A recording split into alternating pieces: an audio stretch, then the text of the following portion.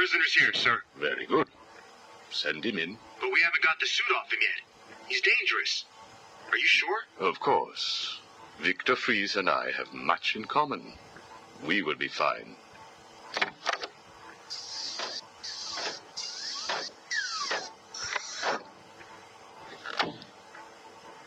Welcome to my facility. Please, take a seat. I prefer to stand.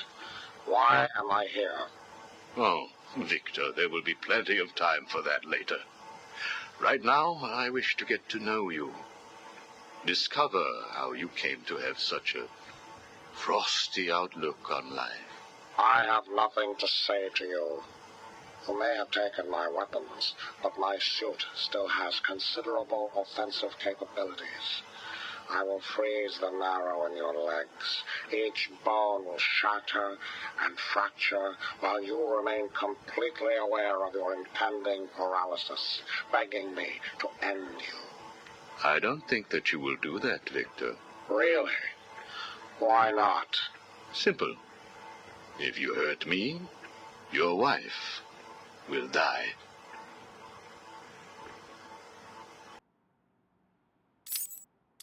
Where is she? Where is my wife? Nora is in safe hands. Now, let's discuss an incident from your childhood. No. Then this is over. Guard. Wait. What do you wish to learn?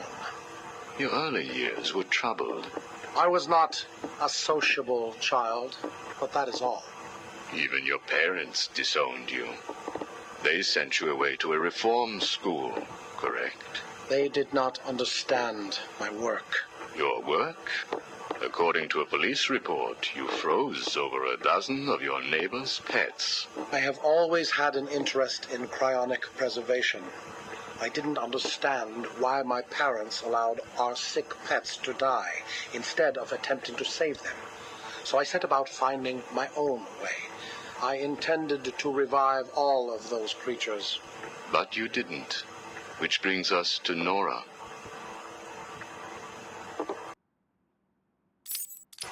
Have you ever seen a flower die? Watched something that was once so beautiful, so full of life, collapse and rot from within? You refer to Nora's illness. It seems like yesterday when I first found her. It all happened so quickly. Suddenly, I was losing her. Did you seek help? What about your employer, Gothcorp? I hid it from them, diverting resources from Gothcorp's research in an attempt to find the cure. But in the end, I failed. Time was running out. I knew that if I was discovered, Nora would die.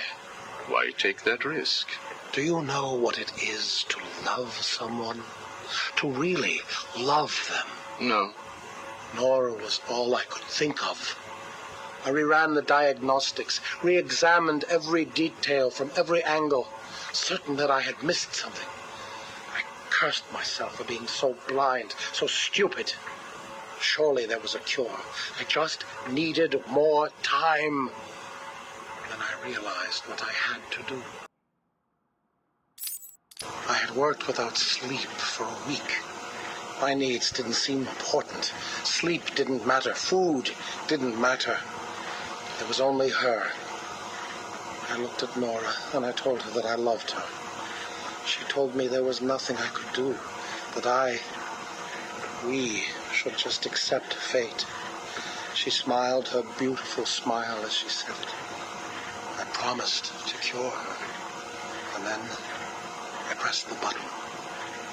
You cryogenically froze her, keeping her on ice, so to speak, while you worked on a cure. It broke your heart, but now you had all the time in the world. Did you feel relieved? I went home and fell into a deep sleep. For the first time since we discovered Nora's illness, I dared to dream. But for weeks I had ignored my superior's attempts to contact me. The next morning I overslept. By the time I got to the lab, Ferris Boyle, the CEO, was there waiting. What did he do? He accused me of industrial espionage, which I denied. But then his guards found Nora. Boyle told me that, like all of my research, she belonged to him. I was enraged. I attacked him. His guards beat me back, and in the struggle, I was drenched by the cryogenic chemical I had created. I lay on the floor, helpless, watching the guards steal Nora away. Boyle told me it was a tragedy for such a promising mind to perish in a lab accident. Then he left me to die. But you survived. The chemicals were absorbed into my body and transformed my metabolism. My body went numb. I felt a strange tingling, then searing pain all over. Each breath ignited my lungs. I clawed my way back to a refrigeration unit, and as I closed the door behind me, I felt the icy chill calm my aching body. Things suddenly seemed clear. What seemed clear? Finding a cure for Nora? No. Revenge. Boyle would pay.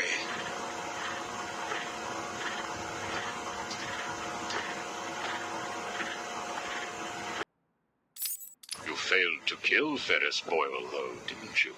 Yes. Why? You know why. Batman. Though he did return Nora to safety. Until you got her. See? There you go. Blame me. Blame your parents because you failed to revive the neighbor's pets. Blame Ferris Boyle for spoiling your plans to cure Nora. Blame Batman for stopping your revenge against Boyle. And now, your Nora is in danger. Because of you. No, Victor. Because of you. You have always had a heart of ice. You stole people's pets. You stole GothCorp resources. And since then, you've stolen so much more for your own selfish scientific inquiries.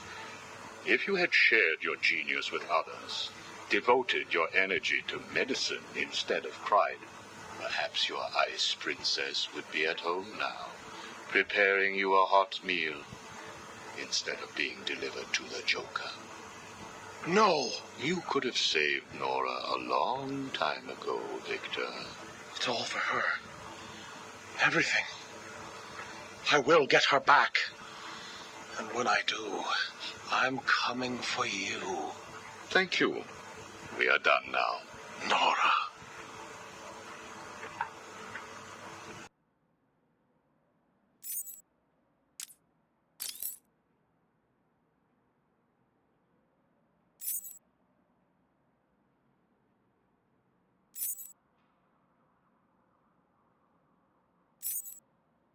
I'm only doing this as a courtesy, Strange. Don't think you've beaten me. I just thought we could both benefit from a little talk, Mr. Cobblepot. Don't try that psycho mumbo-jumbo with me, Strange. I'm not like the other crazies. Of course not. After all, considering the challenges you faced. Challenges? What freaking challenges? You're no better than me. No one is. I own this place. Well, to be clear, I allow you certain freedoms, but let's continue. Why do you feel the need to own anything? I believe it is a mechanism to compensate for some childhood inadequacy. You were friends with the Waynes, correct? I was. Till someone did the world a favor and blew the brains out of little Wayne's self-righteous parents. I was laughing for weeks. It still brings a smile to my face. And you think that's okay? Okay? No, I don't think it's okay. I think it's bloody hysterical. That family destroyed mine. What happened to them? Well, it couldn't have happened to nicer people. Take a seat, Mr. Cobblepot. What is it now, Strange? I wanted to talk about your apparent hatred of the Waynes. Your outburst last time was most interesting. Oh, it's simple, really. I don't like the sniveling little bastard. Look at him. all high and mighty because someone killed Mummy and Daddy. Most people look upon him with sympathy. No, they don't. They're jealous. Jealous of his money, his cars, his women. He lost the sympathy vote when he vanished for all those years. I can't tell you how much I hoped he was visiting his dear Mum and Dad. Where do you suppose he went? How am I supposed to know? Let us move on, then. No. It's time that you do something for me. And what is that? Here's a list.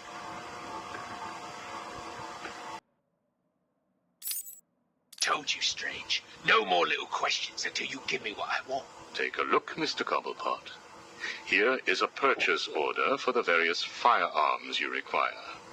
I must say, you chose an exotic selection. I only take the best. A wise strategy. So what's yours? Excuse me? What are you up to? Why would you give me of all people, guns, explosives, all this stuff? Arkham City is an experiment, Mr. Cobblepot. A new way of thinking. We've separated you from society, so I am more than willing to study the results if you all just decide to kill each other. Besides, your feud with the Joker is intriguing. I was here first. I bought my museum in the Iceberg Lounge fair and square. It was you and that mayor who stuck us all together. Again, you refer to owning things. Quite fascinating. I believe we gave you the opportunity to leave. And take over my turf. Never.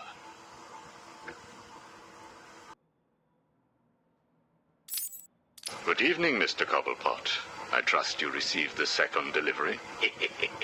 Yeah, I did. I don't know what you did to those dribbling monkeys, Strange, but they were perfect. I'm glad. It appears that we can both help each other. If you say so.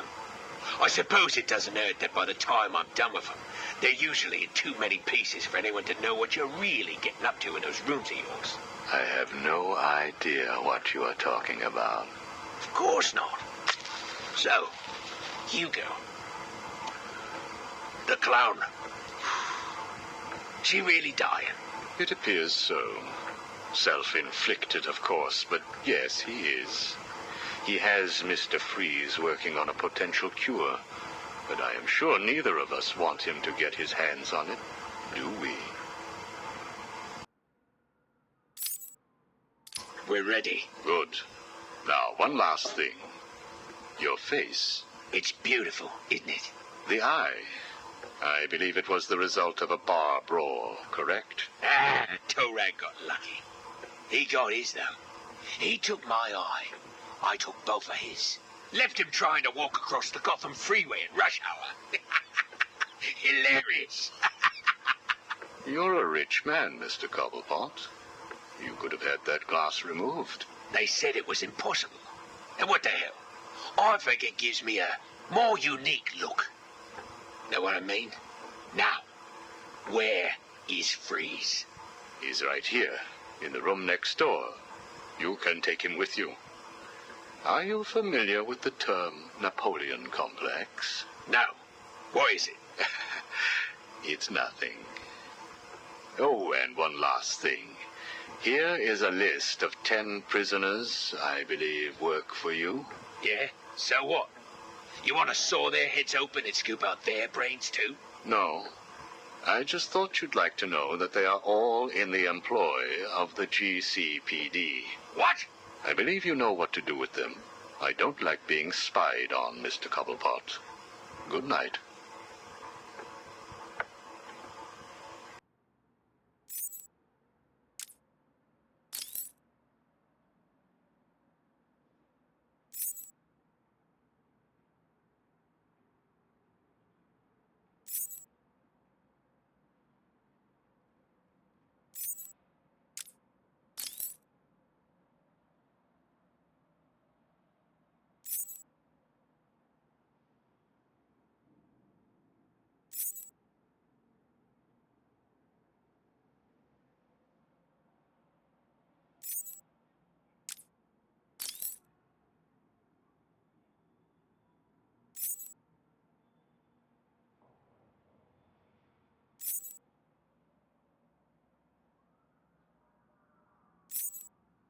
Sit down, Mr. Dent.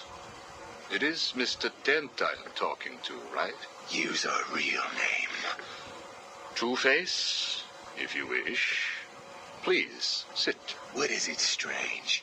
Not happy just arresting us, throwing us in this place? I wish to understand you.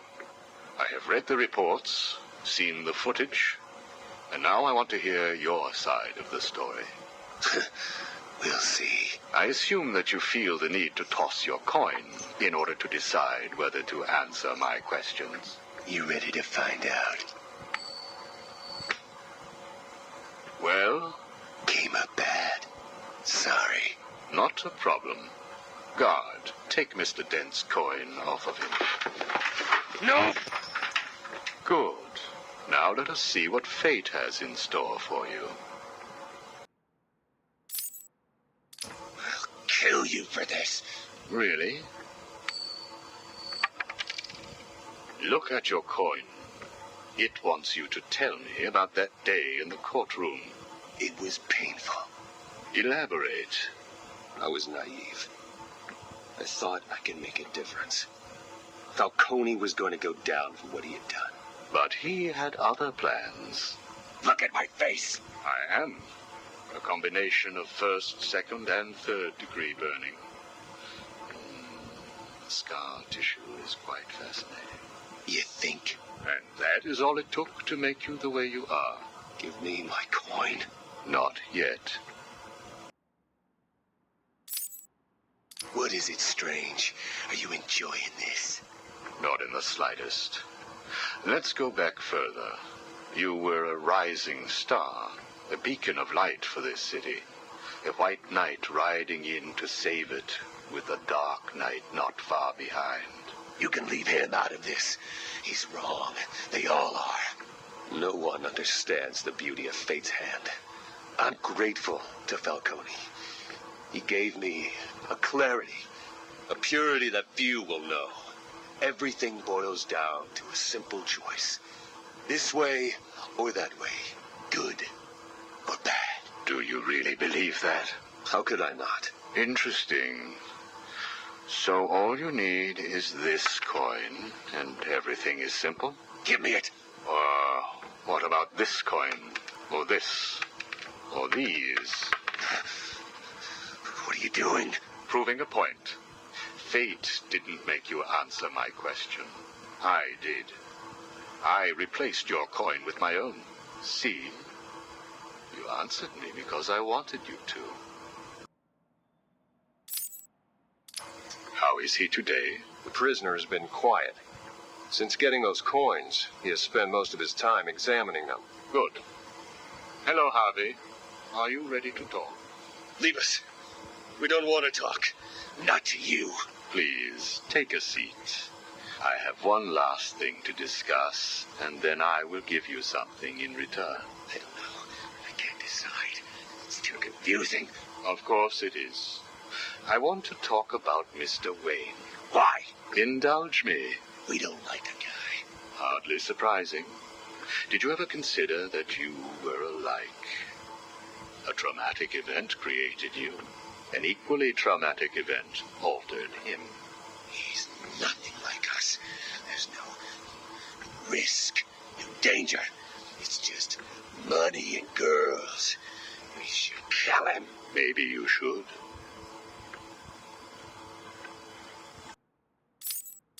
Listen to me, Harvey. I am going to give you a simple choice. This is your coin. Is it?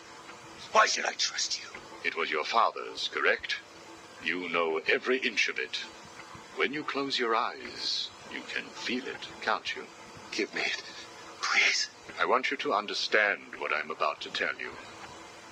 You believe that this coin determines the fate of your world.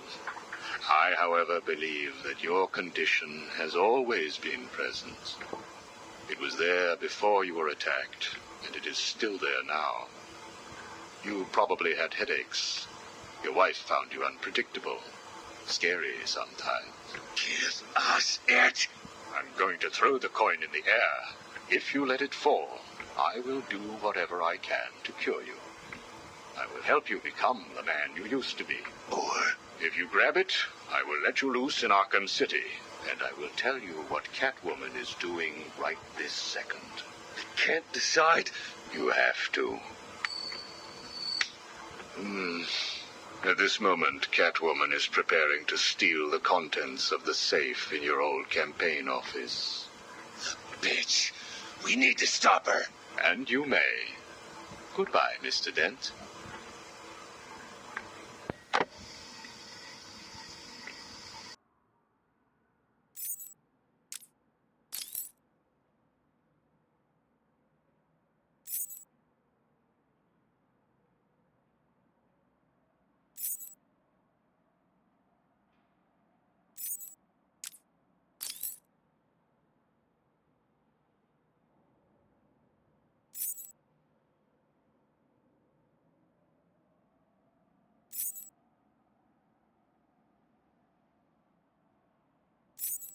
This is Vicky Vale, coming to you live from the mayor's office in downtown Gotham.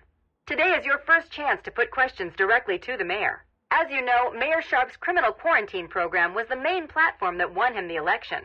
Now that the facility is fully operational, does Gotham still feel the same way about it? Are the rumors of prison brutalization true? Are you happy with your tax dollars funding a program like this? More on tonight's show. Welcome, Gotham, to the Vicky Vale Show. And welcome to Gotham's new mayor, Quincy Sharp. Good evening, Miss Vale. So, Mr. Mayor, the question I put to you, Arkham City, success or potential powder keg? What a question, Vicky.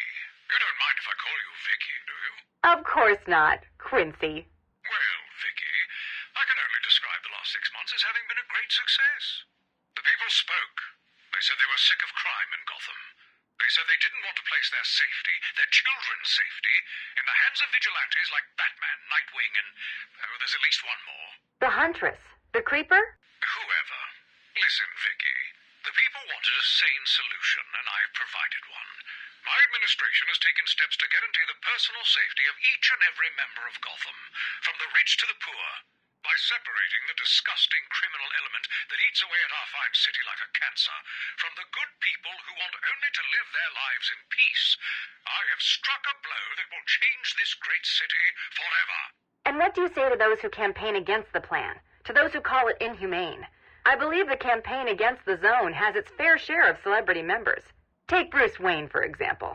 Mr. Wayne will soon come over to our side.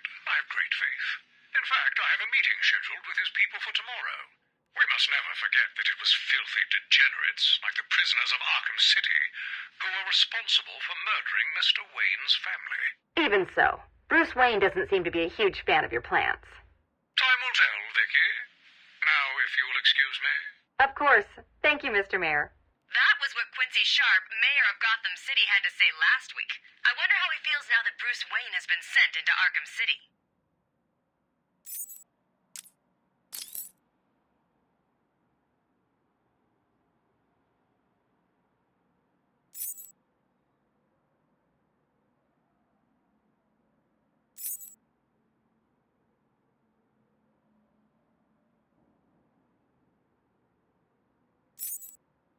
Ooh, I can't believe I didn't think of this earlier. A hotline straight to my bestest friend in the world. Just think, I can call you up whenever I get bored. I think our relationship is really maturing here. The next thing you know is we'll be exchanging emails or meeting up for romantic dinners. You have one missed call. Ring, ring. I was just remembering when it first occurred to me. It was about 6 months after you left me on that rooftop back at the asylum. As the bones knitted back together, I had plenty of time to think. So how do you keep a secret from the world's greatest detective? Well, do you know? It's easy. You stick it right in front of him, right under his long, pointy nose, and wait. I hope you're doing your best here, Bats, because I just had a horrible thought. We could both actually die here tonight. Fortunately, the odds are weighted in my favor, but just imagine how you'll feel if I'm gone. It's not like you're not lonely enough, right? All that brooding is not good for you, you know. Do you have someone to go home to each morning? And I don't mean that kid you drag across the rooftops. I mean someone real, someone you can talk to. I don't think you do. It's sad, isn't it? You do all this for Gotham, and the only person you can rely on is me. You have one missed call. Hey, been missing you. Get back to me. Laters. You have one missed call. Hello? I'm not sure that you got my call earlier. I'm just dying to speak to you. Call me, Bats. You have one missed call. Bats? Seriously? You're making me paranoid. Why aren't you answering my calls? You haven't gone and died on me, have you? You have one missed call. Look, I know you're not dead. I'm missing a group of my guys down under the tower. Guess that means you know about the guns already. Okay, I admit it, they're mine. Strange gives them to me, okay? Can we be BFFs again? You have one missed call. Maybe it wasn't you that took out my guys. All right, then. The message I left before, you know, the one I left about the guns, you can ignore it. Just delete it. You have one missed call. Right. This is getting ridiculous. I've been leaving messages all night and you still haven't got back to me. Who do I need to kill to make you pick up? You have one missed call. And last, hey, Bats, where you been? I was just calling to find out how you're feeling. Are you getting the hallucinations yet? I know. It's hard to tell these days. You just never can tell if it's Scarecrow again, that little guy with the hat, my blood running through your veins, or if after all this time you really are actually going crazy. You have one missed call. Hey, Bats, are you okay? I'm sorry I had Harley steal your cure. You were so busy with Freeze that she didn't even have time to ask. But don't worry, as soon as that little minx is back here and I've had my share, I'll save some for you. You'll have to work for it, but it will be right here waiting for you. You probably won't believe this, but I don't really think I can sit back and watch you die. It's selfish, really, but we need each other. Life would be so boring without you. Who would I talk to? Who would really understand me? Hello? Anyone in there? No sense of humor. Ah, the strong and silent type, eh? Think you're safe behind that mask? Give me 20 minutes and a can opener, and I'll have you whimpering like a schoolgirl. You might like it. That's enough, patient. Guard, leave us. Yes, sir. Good afternoon. My name is Professor Hugo Strange. And you are? Two-Face. Catwoman. Batman. We can play these games as long as you like. Great. I love games. Not in my facility, you won't. I'm offering you this opportunity to make a deal. I am fully aware of your condition. The last thing you have is time. But I can make your final days more comfortable. And in return, I'd be giving you... I wish to study you. I need to know why you are the way you are. I don't have long, Doc. You're going to need more than some psycho mumbo-jumbo to get to the bottom of what's wrong with me. Oh, I have more than that. Much more. So, do we have a deal? How are you feeling today? You promised me another doctor, Strange. Maybe you shouldn't have killed the one I sent last week. What made you do it? Fish gotta swim, birds gotta fly. Besides, it was worth it to see the look on her face. Hey. You know what? I think I've got a piece of it here in my pocket. You are trying my patience. That was the third doctor you've killed. Well, keep on sending them, Doc. I'm trying to break my record. I think it is time for you to do something for me. Name it, Doc. Tell me how you came to be. Explain what made you what you are today. How you come to be sitting across the table from me, dying. Is that all? Well, I guess you could say I once had a very bad day. Really? Go on. It was a Thursday night. Things had been getting worse. I was 3 days from the bank foreclosing on my home. The chemical plant I worked nights at was about to lay off half the workforce. And I was sitting in the hospital, holding the hand of my pregnant wife, wishing to God that she wasn't dead.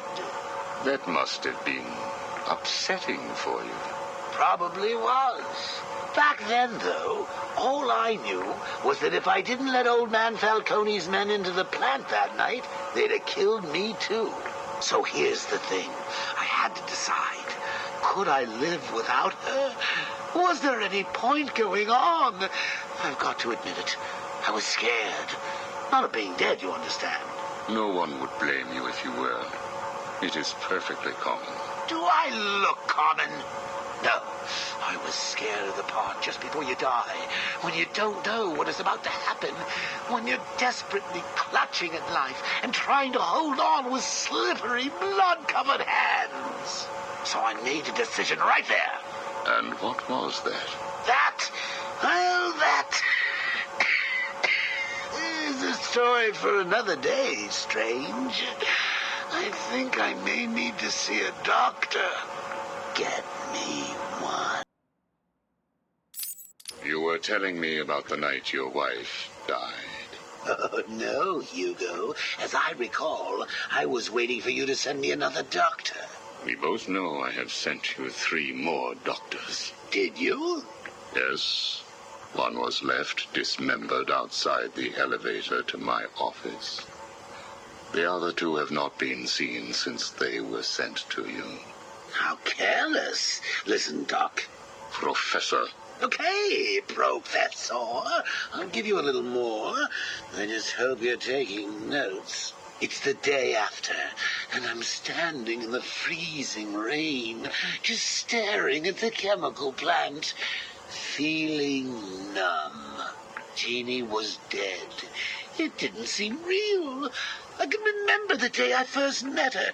Her infectious smile as I told her bad joke after bad joke. How, even after living with the pathetic wretch I was, she still wanted my child. And then they arrived. Reality's way of yanking me another wedgie.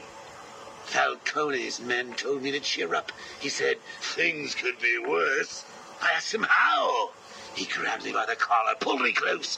He'd been eating garlic, and each word stank as he threatened to perform oral surgery on me with a nail and a brick.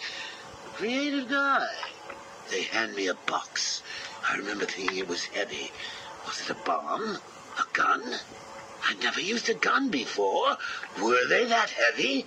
And what was in the box? How's that doctor coming along? I'll get you one. And when you do, I'll tell you the rest. You are looking a little better, yes.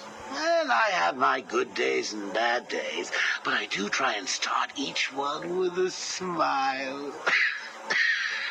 Are you ready to continue your story? Yeah, why not? So where was I? The box. Ah, yes, the box. So there I was, tearing open this box, expecting the worst. And all it had in it was a crazy red dome and a cloak. I thought they were having a joke with me, but no. They made me put it on. They said it was a disguise. It would keep me safe.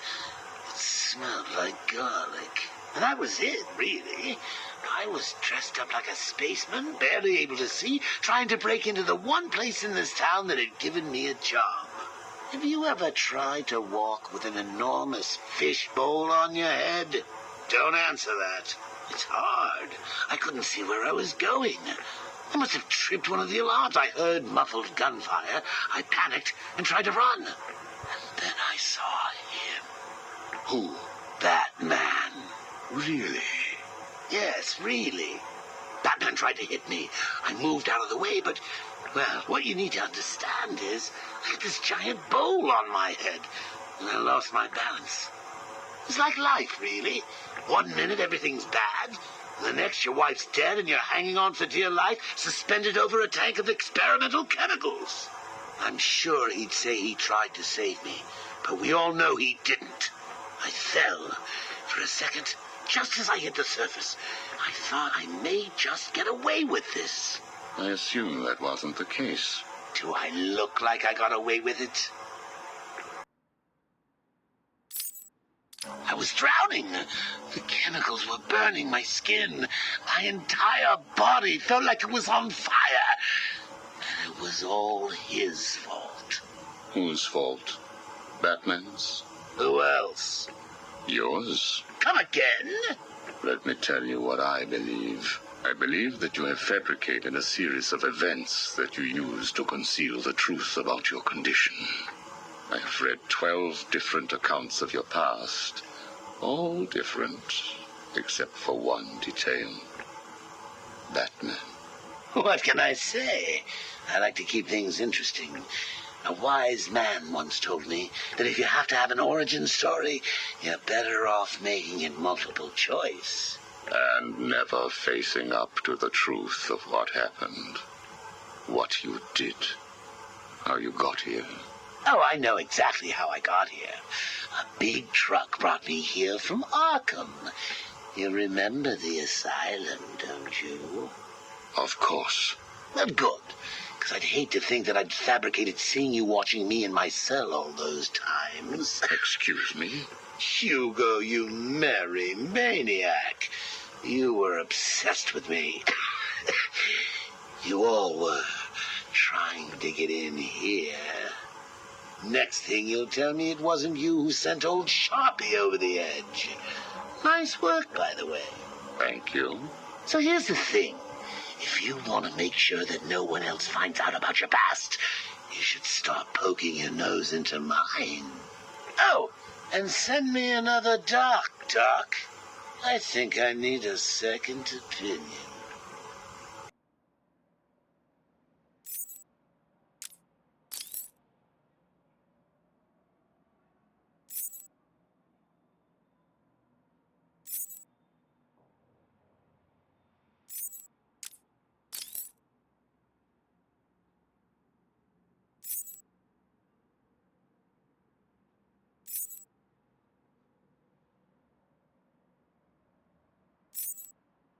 How does it feel, Wayne, to stand on the very stones that ran with your parents' blood?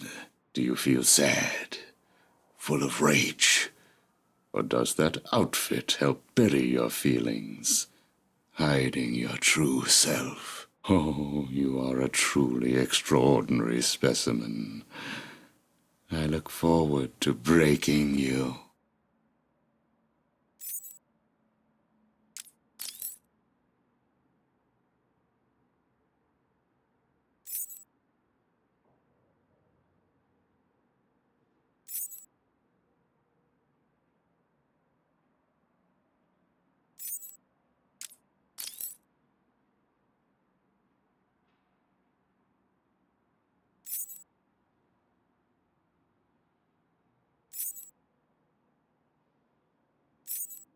Do not fret, Mr. Mayor. Everything is under control, I promise you. It's not that I don't trust you, Hugo. It's just the headaches. The pain. They come all the time now. Continue to take the medication. It is late, Mr. Mayor. You are tired. You need your sleep. Of course. I need my sleep. You will hang up now. I will hang up now. Imbecile. I couldn't have put it better myself. What? How dare you enter my office? Oh, I'm not in your office. And please don't insult me by attempting to trace this broadcast. You will fail. I take it I am talking to Mr. Edward Nigma. Do you know of any other inmate in your twisted little penitentiary who is ingenious enough to arrange this little chat? Narcissism, a compulsive desire to prove his intellect, and a predilection for riddles. You've read my file. Of course. Good. Then let's get started. How do you attempt to understand what is going on in Arkham City when all of the answers are strange? Good evening, Hugo. I believe it is time for our one-on-one. No. It is time for you to stop this and give up. My tiger guards will find you, and when that happens, I will perform the procedure on you myself. Procedure? Oh, you mean what you did to all those poor fools back at the asylum. To be honest, I think you did them a favor. How do I know that you requested access to all the most forgettable patients and proceeded to melt their brains with the help of that confused milliner? Or did you mean, how do I know that you have been providing the ex-warden with your own special medication? No doubt intended to render his synapses more malleable to your suggestions. Or maybe you are currently wondering if I know about the secret panel in your closet. How it slides back to reveal what you want most. How you sit, wearing that suit, crying into your hands as you question whether you are really worthy. What do you want, Mr. Nigma? Oh, that's easy. I want exactly what you want. And what's that? Batman, dead. Humiliated, but dead. Knock, knock, Professor. Guess who? I grow tired of these insipid games, Mr. Nigma. If you wish to speak to me, my guards will escort you safely to my tower. Please, Hugo. If you're going to set a trap, at least pretend to try harder than that. No traps, Edward. I simply wish to grant you safe passage through Arkham City. I think the time has come for us to meet as equals. You, Strange? My equal? I am the man whose cunning will soon have Batman lying at my feet, bloodied and broken. Really? Then I will pull off his mask and look into his dull, dying eyes. In that last instant, he will know that I have finally beaten him. And I will finally know who he really is. My apologies, Edward. I see now we are nowhere near equals. Finally. You see, like me, you are obsessed with the Batman. But unlike me, you don't know who he really is, do you? What? I know you are lying, Strange. There is no way that you could have figured it out. It's some kind of trick. It must be. Oh, I use no tricks, no childish puzzles. I simply created a psychological profile of the man most likely to be the Batman, and then matched it against the most logical candidate. I was right, of course. Well, who is he? Ah, but that would spoil the game for you, wouldn't it? You must tell me. I implore you, Strange. Really, Edward? If I could figure it out, it must be child's play for you. But I... Interesting.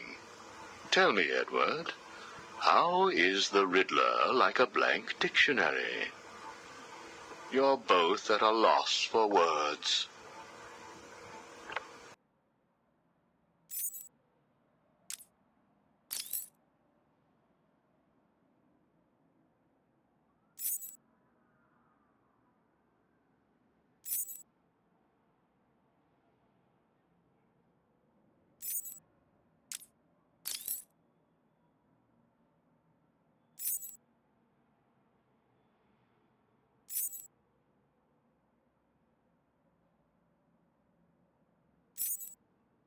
We found the prisoner attempting to break into your office, sir. I see. Leave us. Yes, sir. Well, well, as I live and breathe, Professor Hugo Strange. Your posters really don't do you justice. You really are far more evil-looking in real life. Charmed. Tell me, what do you plan to do, Miss Kyle? I assume that you were attempting to break into my office in order to retrieve your ill-gotten gains. You stole them from me. Hardly.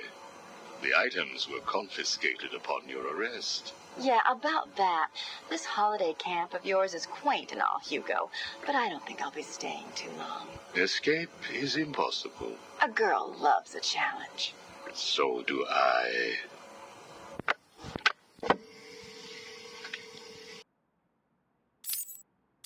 Tell me, what would you do if I let you go? Attempt to escape? Try and find the confiscated items? Contact the Batman? Why would I contact him? It's his fault I'm in here. Is it? I believe you would have escaped if greed had not got the better of you. He was actually in the process of rescuing you, was he not? I didn't need his help. Or any man's, it appears. Come on. You're going somewhere with this? Spit it out. I've been studying you. I can see. My eyes are up here, by the way. Very amusing. Tell me, what was it like growing up alone? Fending for yourself? Doing whatever was necessary to stay alive? Please, I'm tearing up here. And Holly, what would you do if I sent my men after her? Touch her, and you're dead. Have you calmed down yet? Where is she? That depends on your next answer. If you could save one person tonight, who would it be? Holly? Or the Batman? He can look after himself. Good. Holly is safe for now. Let us talk about Batman. What do you think I can tell you that you don't already know? You've been sending your goons after him for months. He said you were studying him. So you speak. Good. You never knew your father, correct? Enough, Strange. This is over. If you say so. Captain, do you have the girl in your sights? Yes, sir. Kill her. No! Are you prepared to talk? I thought so. Keep the girl targeted, Captain. You bastard. Shall we continue? Your father. Did you ever meet him? Never knew the son of a bitch. Unfortunate. He certainly seems to have made an impact on you. The distrust of men, for example.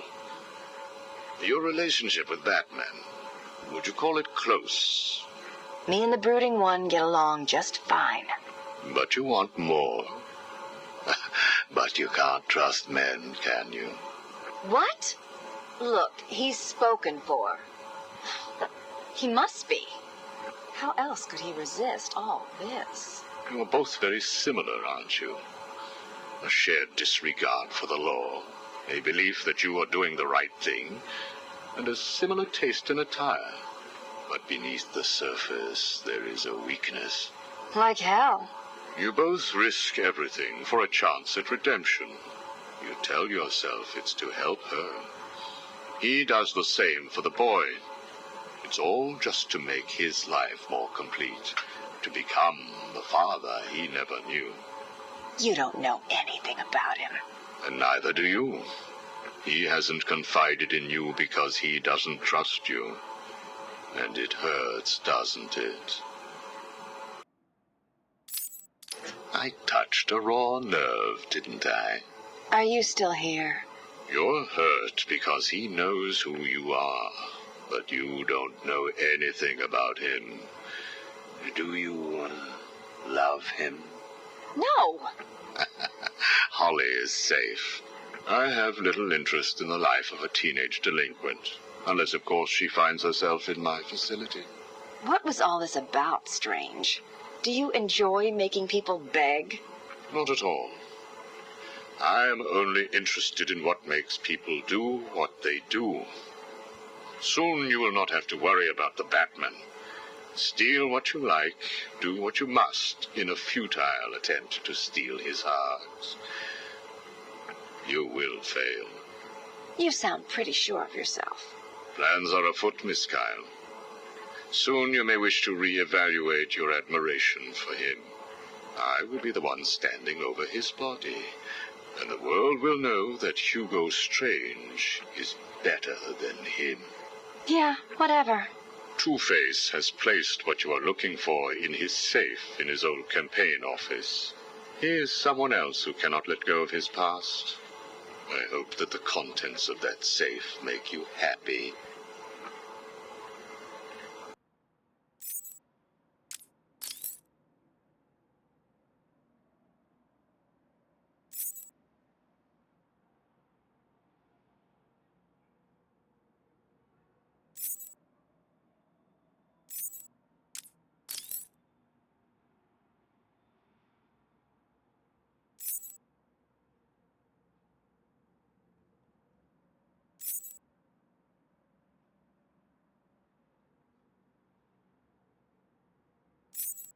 Did I ever tell you about my first kill, Batman? No? As I am sure you are aware, my parents were dead and I was rich. So rich I could have anything I wanted, but of course, all I wanted was them back. I now know that that was impossible, of course, that their death served a higher purpose. But back then, I had yet to experience the joy of cold steel cutting through warm flesh.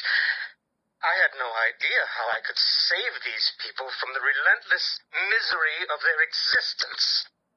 You should have stayed that way. Really? Then I'll stop now. Find another telephone, Batman.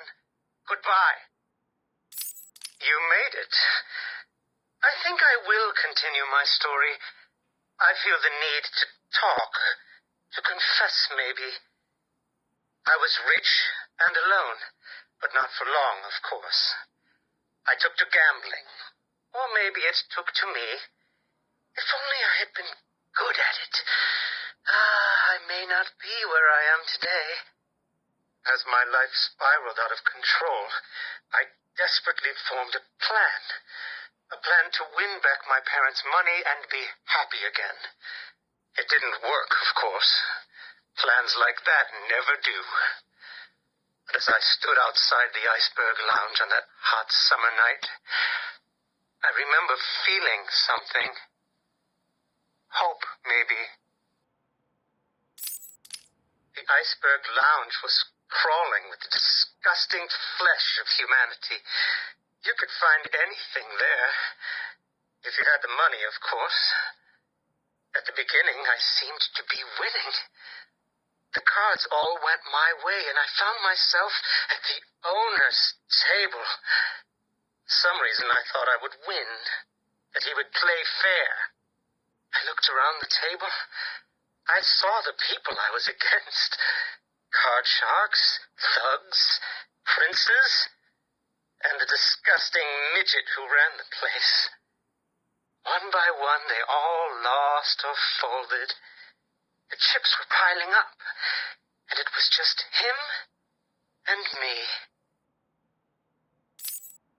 They called him the Penguin, even back then. He had both eyes, of course. That little accident hadn't happened yet. And both of them were looking at me when I put down my cards. 6 of clubs. 6 of diamonds. He looked scared. He leaned forward, and I could smell the cigar stench on his breath. The 6 of spades, and finally, the 6 of hearts. I felt good. And then he started laughing. He belched out smoke, and he put his cards down on the table. Card by card, my heart sank. A 3, a 4, a 5, a 6, a damn 7! Straight flush ended me there. I was lost and thrown out into the city to die. Penniless. Can you imagine what it was like, Batman? I was numb. I'd lost everything, and I was alone, crying like a baby staggering through the streets of the city, until I found the answer that I had been looking for.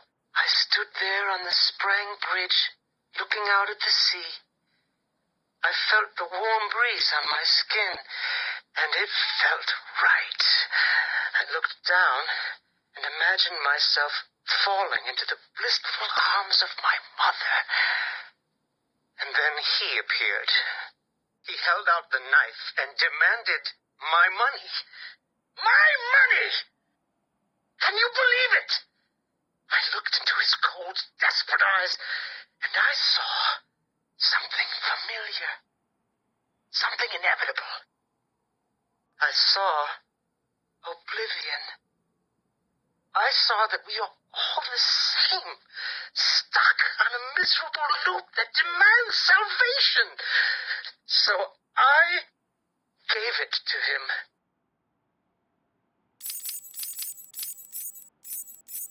Can you imagine the vagrant's surprise when I grabbed his knife from his hands? It was instinctive. It was beautiful. In one movement, I sliced out his throat and gave him the gift of salvation. It happened so fast, but I felt every joyous sensation.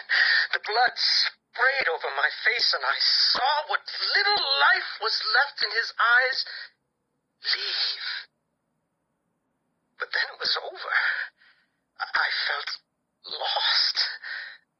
Like it had been meaningless, that no one would acknowledge my sacrifice. And then it happened.